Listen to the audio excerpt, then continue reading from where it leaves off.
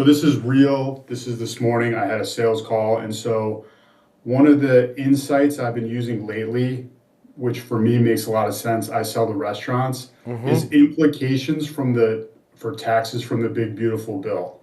Yeah. Because nobody's talking about it. So I find that to be, I just started it because I'm trying to lead with insights to not be so salesy. Anyway. Yeah. I don't even know what you're talking about there. And if I was a restaurateur, I'd want to hear what you have to say. Because, yeah, that was a great, you piqued my interest. And just real quick, I believe that follows all of my recipe is that would also be helpful to me. If I had that conversation with you, Joel, that would be helpful to me whether I did business with Open Table or not, correct? Having that and knowing what's going on. Even if I took no action, I'm going to be better off because you informed me on something, yes?